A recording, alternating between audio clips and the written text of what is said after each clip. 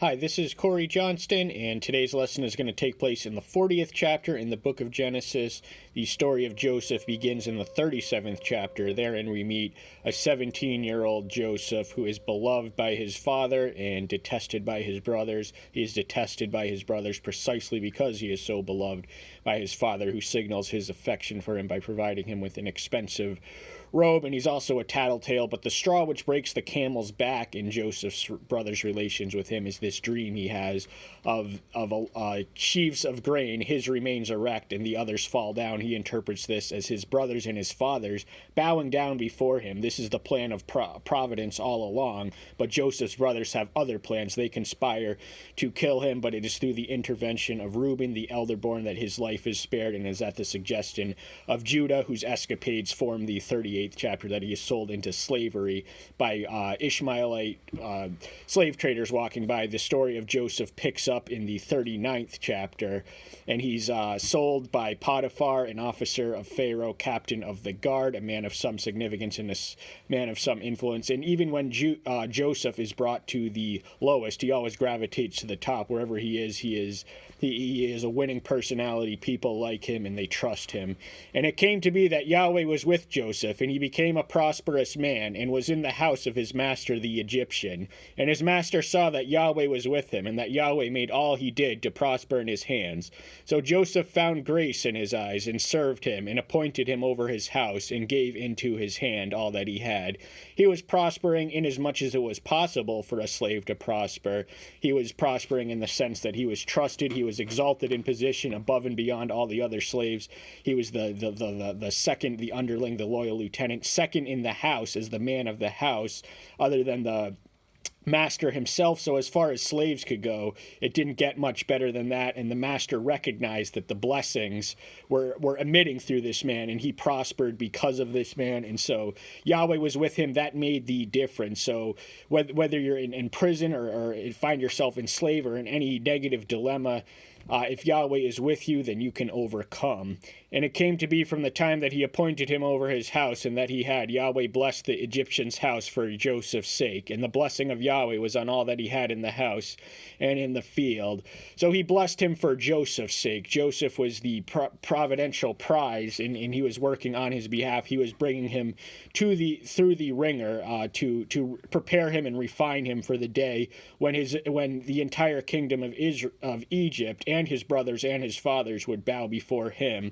But Joseph was also handsome in form, handsome in appearance. This attracts the attention of Potiphar's wife, who proceeds to seduce him daily, does not give up. She wants to lie with him, and he says, "Look, my master does not know what is with me in this house, and he has given me into the hand all that he has. No one is greater in this house than I, and he has not withheld whatever from me but you, because you are his wife. And how shall I do this great evil and sin against Elohim?" So he would not violate the trust. He had earned the trust, and he did not want to squander it. And he had access to all the things except his wife. And if you sleep with another man's wife, you not only sin against them, but you sin against Elohim. And Joseph was not willing to do that. And so he held his honor and his integrity intact. But there's a lot of deception at work, both his brothers conspiring to kill him and the lady of the house, whose sexual advances he resist and refuse. She concocts a scheme whereby it appears that she tries to seduce him, leaves his garment behind, and then she makes up the story about her crying rape. And then Potiphar proceeds to throw Joseph into the prison. But not just any prison, a place where the king's prisoners were confined. He had access. He was in charge of the Pharaoh's guard. So this wasn't the worst of the worst prisons, but it would have been the palace prison, or certainly the king's prisoners. But Yahweh was with Joseph and extended kindness to him, and he gave him grace in the eyes of the prison warden. Familiar theme, the people in charge of him, the people on top of him, they recognize something in him, that he is beloved, and he is special, and he is blessed, and he brings blessings, so they exalt him and to his appropriate station. And the prison warden gave into the hand of Joseph all the prisoners who were in the prison, and whatever was done there was his doing. This is certainly an unusual arrangement. It is the equivalent of allowing a prisoner to have authority or management over other prisons, but the prison warden, I guess, he wasn't the only one. There are prison guards too, but Joseph was unique and special among prisoners in the influence and the authority that he exercised. The prison warden did not look into any point that was under Joseph's hand, because Yahweh was with him, and whatever he did, Yahweh made it to prosper. Again, the theme, everything, he is a blessing, he brings blessing, and the prison warden doesn't have to worry, he doesn't have to inspect, everything, he trusts Joseph, and Joseph is everything he touches, he has the Midas touch, everything he goes, hands into goal, he does everything that's expected of him, and he is self-disciplined and individually accountable. So when you are self-disciplined, you don't need to be disciplined by others. First verse, 40th chapter. And after these events it came to be that the cupbearer and the baker of the king of Egypt sinned against their master, the king of Egypt. We don't have any time frame of this, but in the 41st chapter read that 2 years after. So Joseph was 30 years old when he met Pharaoh and was exalted to number 2 in the kingdom, and he was 17. So for 13 years all this stuff took place. He would have been in Potiphar's house for a number of years, but he's in prison now, and he's flourishing and prospering in as much as a prisoner can, in as much as a slave could. He was prospering because Yahweh was with him, and cupbearers and bakers would have been in the service and the employ of the king of Egypt, more familiarly translated as Pharaoh. The term Pharaoh is Hebrew in origin. It translates as great house, so that is the title which the kings of Egypt have come to be known posthumously, although in their own days they were referred to by ostentatious titles which would have offended our Republican sensibilities. But Pharaoh and cupbearers. Now Nehemiah was a cupbearer. He was a cupbearer of the Persian emperor. He tasted his cup. And the threat of poison made cupbearers necessary. So we don't know what this sin they did, but it might have been something to the nature of poisoning Pharaoh's food. And the one who gets the axe, only one of them lives. We'll read which one soon. May have been guilty, but he had to investigate the matter. And Pharaoh was wroth with his 2 officers, the chief cupbearers and the chief baker. We don't know how they sinned or what sin they was. We do know that the Pharaoh was wroth, and to anger the one in whom absolute power dwelled. He had the power to imprison without a trial. He had the power to execute without a jury. He had absolute power. You did not want to provoke the wrath of Pharaoh, especially if you were in his employ or just anywhere else. So he put them in confinement in the house of the captain of the guard, in the prison, the place where Joseph was a prisoner. So it all connects, all the puzzle pieces add together, all this suffering, all this unjust being enslaved and imprisoned for doing no wrong, not deserving to be there. It's all, Yahweh is with him the entire time, and he puts these 2 people in his path. These 2 people have dreams. Now dreams... Now, in the Genesis account, we witness a variety of dreams, beginning with Abraham, who has a dream after a vision in the 15th chapter. He speaks dreams to the patriarchs, Jacob, the 28th chapter, and also the enemies of Israel, Abimelech and Laban. But here we witness him speak to pagans, and the interpretation becomes necessary. And prior to the dream that we read of or we reviewed in the 37th chapter, all of the dreams hitherto are of a distinctly non-symbolic nature. Hence, they do not necessitate any interpretation. Most of them are just voices, so it's a direct message, unambiguous, little to interpret. But the symbolism in the sheaves, now that is not immediately obvious that he would be exalted above his brothers and fathers who would bow before him, but that's how he interpreted him. So he had the gift of dreams and he had the gift of interpretation, and Yahweh spoke to these 2 pagans who had placed in his path precisely to uplift him, though not as immediately as it should have been. And the captain of the guard put Joseph in charge of them, and he served them. So they were in confinement for some time. We don't know how long that is, but remember, Joseph is 28 years old. when the dreams do come. We don't know for how long, but in any case, it wouldn't have taken that too long. It would have been years for him to investigate this potential conspiracy. Again, we don't know what their sin or their offense or transgression was. We just speculated, plausibly, we like to think. But in any case, they're there where Joseph is there, and they are there because Joseph is there, and they are there because Yahweh is with Joseph. So Yahweh is always there. Then the cupbearer and the baker of the king of Egypt, who were confined in the prison, dreamed a dream, both of them, each man's dream in one night, and each man's dream with its own interpretations. Dreams were considered portals to the divine voice by the ancients, and there would have been a lot of stock in the spirituality and even the esoteric practices. The Hebrews are not unique or alone in ascribing supernatural portents to dreams, so dreams are not the ordinary way, but they were certainly in the book of Genesis. This is before written revelation or recorded revelation. But the dreams that they have are both significant, and they both can't figure it out, and that's what's perplexing them and troubling them. So the incomprehensibility of dreams is something which echoes itself in Nebuchadnezzar. The king was wroth because he couldn't understand, he couldn't even remember a detail of the dream, which made him so grieved. And Joseph came into them in the morning and looked at them and saw that they were sad. He noticed their emotional dejection. Something's up and he doesn't know what. And the answer to the question is made obvious in the preceding verse. They had dreams that were troubling them. The contents and the lack of comprehensibility were causing them to lose sleep. So they had the dream in the sleep, and now they were unable to sleep because of it. And he asked Pharaoh's officers who were with him in confinement of his master's house, saying, "Why do you look so sad today?"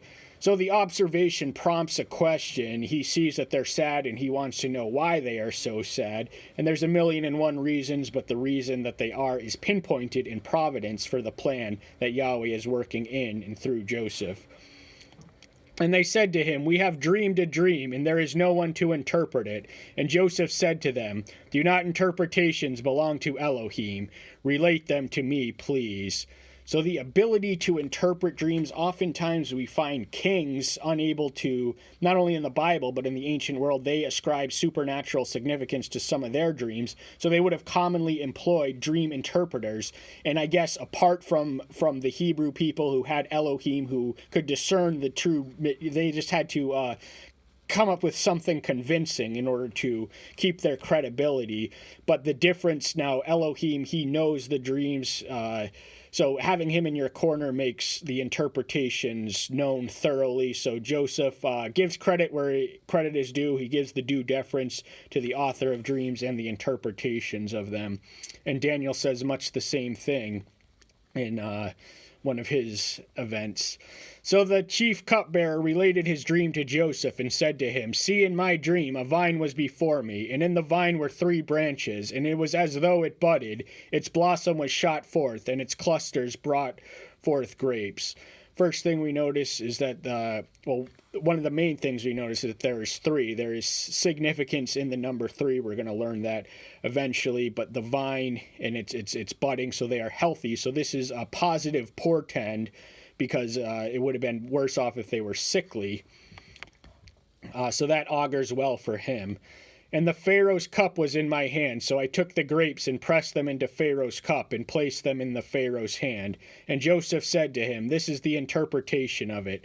The 3 branches are 3 days. Yet within 3 days Pharaoh is going to lift up your head and restore you to your place, and you shall put Pharaoh's cup in his hand according to the former ruling, when you were his cupbearer.'" So the 3 branches are 3 days. There is time significance to the number 3, the 3, and also the 7. The 7 fatted calves and the 7 skinny ones are 7 years. In the dream that we read of in the 44th chapter, Pharaoh himself has a dream, and it's because of Joseph's ability to interpret accurately this employee who was restored, but seemingly forgot to mention Joseph as requested until Pharaoh had a dream himself, and this sent him to remember him. So all was going to end well for him. He would have been absolved of the suspicion. Right now he was in prison for suspicion, but he wasn't charged yet. So the suspicion would have been removed, and he would have been restored as he once were, but as if it never happened. But remember me when it is well with you, and please show kindness to me, and mention me to Pharaoh, and get me out of this house. For truly I was stolen away from the land of the Hebrews, and also I have done naught that they should put me into the dungeon. Joseph is in prison. He does not deserve to be in prison. So he asks him to put in a good word, because you're getting out of here. You have your life, and you are going to, everything as it once was will be restored, will be returned. Your life will continue as it had before this recently inconvenient interruption. So he wants him, just to mention me. He has access to Pharaoh. The Pharaoh's word is absolute. He has the power to imprison. He has the power to liberate. In his word his word is law. So and he just reminds him that he was enslaved. He was living his life by his own. He doesn't mention his own brothers, but that is how he was stolen from the land of the Hebrews. The land of the Hebrews was not yet a nation. It was the land of currently the country of Canaan, but it would be the promised land, and this was promised to Abraham. And of course, he did not deserve to be enslaved, neither did he deserve to be in prison. Nevertheless, he bettered himself. He uses these experiences to better himself. So he was better, not bitter, as a result of his experiences, negative ones. And the chief baker saw that the interpretation was good, and he said to Joseph, I also was in my dream and saw 3 white baskets were on my head. So the chief baker is the second employee of Pharaoh who is in prison. Same for probably a related suspicion. These men had access to the food, and poisoning rulers was one thing they had to look out for in the ancient world. He recognizes that Joseph's interpretation, there is some substance, there is some accuracy, there is some depth to it, but little does he know that as good as ironclad and assured as the interpretation will be, it will not end well for him. So the same number, 3 white baskets, this is relevant to his craft. He is a baker, so the wine bearer, the cup bearer would have had the vine, and this is white baskets. There are 3 of them. And in the uppermost basket, all kinds of baked goods for Pharaoh, and the birds ate them out of the basket on my head. So the baskets are on his head, and though these baked goods are cooked and baked for Pharaoh, they are feasted on by birds. And the interesting item of information that we read here is that it is on his head, and it does not augur well for his head or for his life or for his position. The birds do eat his flesh. And Joseph answered and said, This is the interpretation of it. The 3 baskets are 3 days. Once more, the numerological significance of the number 3 is related to time. It is 3 days. We witness the same thing with the number 7, each representative of a single year, in the fat and the famished cows in the 41st chapter. Yet within 3 days Pharaoh is going to lift off your head from you and hang you on a tree, and the bird shall eat your flesh from you. So it's interesting because he says, lift up your head, and he says lift off your head to the one who's going to die. So the one who was going to be uplifted would be exalted to his former station as if it never was. The one is not going to be so fortunate. He's not going to have a job or a life to live. His head is going to be removed from his shoulders on a tree, and he's going to be food for the birds, the vultures of the air, and the worms are eventually, he's going to be worm food. He's going to be toast. He's not going to make it. So he is found guilty in whatever suspicion that he and the cupbearer are there for. The crime was his alone. And on the 3rd day, Pharaoh's birthday, it came to be that he made a feast for all his servants, and he lifted up the head of the chief cupbearer and of the chief baker among his servants. So this reminds us of the New Testament when Herod Antipas has his birthday in Matthew 14 and Mark 6, and there's also a beheading of John the Baptist when Salome, the daughter of Herodias, dances for him seductively, and he impulsively promises her up to half his kingdom, and the request she gives at the behest of her mother is for the head of John the Baptist. He was beheaded, and Pharaoh's chief cupbearer, his chief baker would be beheaded. The chief cupbearer would live, and he would not remember Joseph until the emergency came. So this didn't have to be, but nevertheless, Joseph used the 2 extra years that he was in there to better himself, to improve himself, to refine himself through the furnace of affliction. Prison is not a pleasant place. It's not a place you want to be, but it's also a place where people do their best thinking, their best writing, and their best reading. Several of the Pauline epistles attribute to this fact. And he restored the chief cupbearer of his post of cupbearer again, and he placed the cup in Pharaoh's hand. So as he dreamed, the dream featured a segment of him placing the cup in Pharaoh's hand. That was his job. That was what he did. So he was doing what he was born to do, or what his job was. So it all ended well for him. He had an inconvenient interruption, but he is not grateful for the deliverance, he is not grateful until the emergency comes.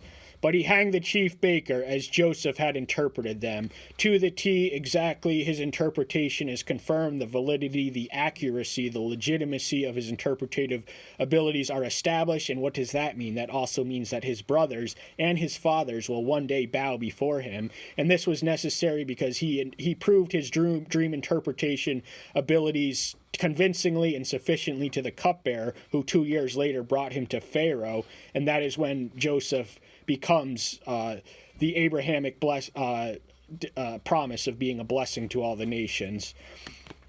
And the chief cupbearer did not remember Joseph, but forgot him. So for whatever reason, he was so wrapped up and so grateful and so blinded by his deliverance that he forgot the temptation and the challenge, if you leave from prison, is to just forget where you came from. So we sense some of that in here. And Joseph, he had the access to the ear of the Pharaoh, whose word this wrongly imprisoned, falsely accused, wrongly enslaved man might be liberated. But it actually ended up better, because when he is summoned to Pharaoh, he is exalted to the position of the functional equivalent of the prime minister. So start to finish, from the womb to the tomb, Yahweh watches out for his own, and all things work for good for those who are called according to his purposes. That's all the time we have for today. Thank you so much. I'm so glad you're here. Stay tuned until next time. I'll see you then. Bye-bye.